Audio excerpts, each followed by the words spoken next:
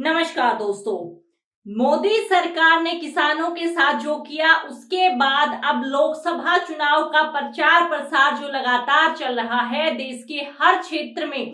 आज लोकसभा चुनाव ने जो है तेजी पकड़ी है। उस प्रचार को जो है विरोधक के रूप में एक तरीके से उस प्रचार को रोकने का प्रयास किया है किसानों ने। जी हां, खबर आ रही है हरियाणा पंजाब के किसानों से निकलकर कि बीजेपी के प्रचार में बड़ी बाधा जो है किसानों ने डाली है। और उनका बयान है कि अगर उन्होंने यानी कि अगर सत्ताधारी सरकार बीजेपी सरकार ने उन्हें दिल्ली में घुसने नहीं दिया तो अब वो हमारे गांवों में घुसकर दिखाए। अब हम उन्हें अपने गांवों में प्रचार नहीं करने देंगे, ऐसी खबर निकल कर आ रही है। पूरा मामला आखिर क्या है और कहां कहां पर ये विरोध प्रदर्शन किस किस बीजेपी नेता या विधायक या कार्यकर्ता के साथ हुआ, इसी के साथ क्या किसानों की मांगे हैं और उसके साथ ही क्या किसान नेताओं का कहना है, पूरा विश्लेषण आपको इस खबर में हम विस्तार से बताएंगे, तो आप एंड तक जरूर से बने रहें।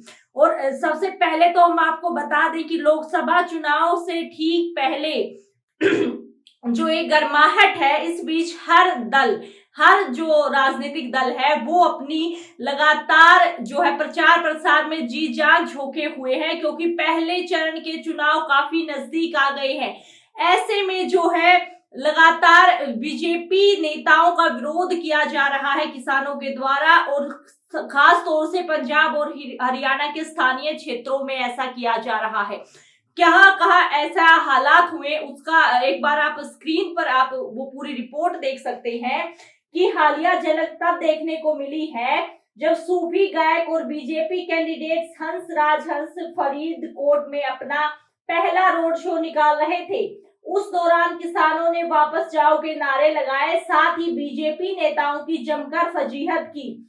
हंसराज को एक दिन के बाद मोगा शहर में भारतीय किसान यूनियन के विरोध का सामना करना पड़ा।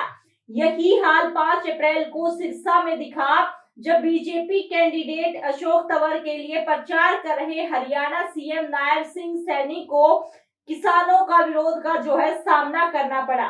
अन्य बीजेपी उम्मीदवारों पर नीत कौर, तरनजीत संधू अमृतसर से और हरियाणा में हिसार, सिरसा, सोनीपत से पार्टी प्रत्याशियों को किसानों के विरोध और तीखे सवालों का सामना करना पड़ रहा है।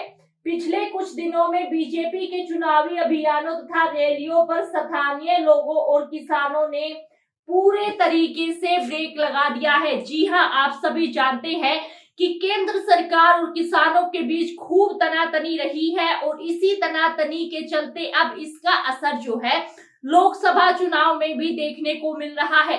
लोकसभा चुनाव में किसानों का मुद्दा एक बार फिर से ताजा तब हो जाता है जब स्थानीय लोगों ने कह दिया कि बीजेपी के कार्यकर्ताओं को वो अपने गांव, अपने शहरों कस्बों में प्रचार प्रसार नहीं करने देंगे। दोस्तों, ये बहुत बड़ा सवाल बन जाता है, क्योंकि राजनीतिक दल अपनी जी जान झोंक रहे हैं, क्योंकि लोकसभा इलेक्शन के लिए न केवल किसी एक क्षेत्र या किसी एक प्रदेश बल्कि देश भर में जो है प्रचार प्रसार करना होता है, और देश भर की जो मतदाता है वो जो है प्रधानमंत्री को चयन करती है। तो ऐसे में सभी पार्टियों के लिए सभी क्षेत्र ही अपने आप में महत्वपूर्ण होते हैं। इसी के साथ किसानों ने क्या मांगे रखी वो भी आप अपनी स्क्रीन पर देख सकते हैं।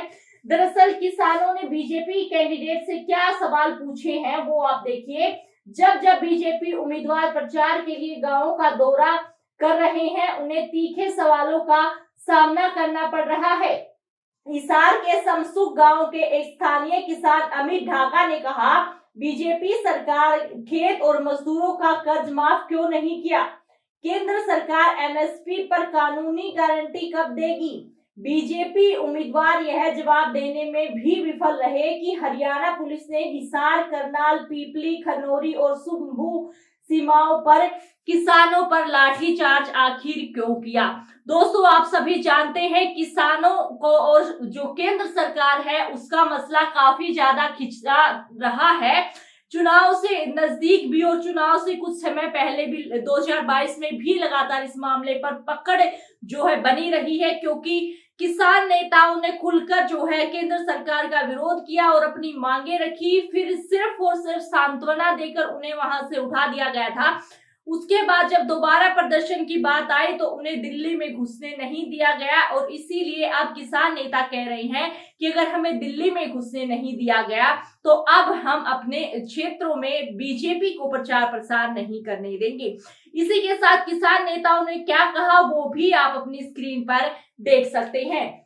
किसान नेताओं को जो है कहा है, किसान नेताओं ने बीजेपी को सबक सिखाने का ये बिल्कुल सही समय है।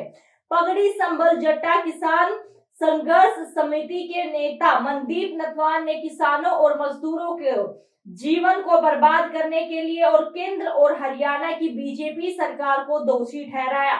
उन्होंने कहा, हरियाणा पुलिस ने किसानों पर बल प्रयोग किया जब वे कृषि कानूनों के खिलाफ दिल्ली की ओर मार्च कर रहे थे। बीजेपी नेताओं ने हमें आतंकवादी खालिस्तानी कहा। उन्हें सबक सिखाने का समय आ गया है, हम उनके खिलाफ वोट करेंगे।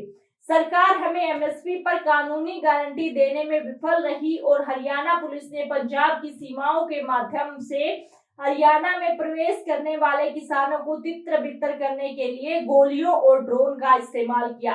पूर्व सीएम खट्टर जो है और उनके डिप्टी दुष्यंत चौटाला दोनों विरोध प्रदर्शनों के दौरान अड़े रहे और हमारी बात तक नहीं सुनी।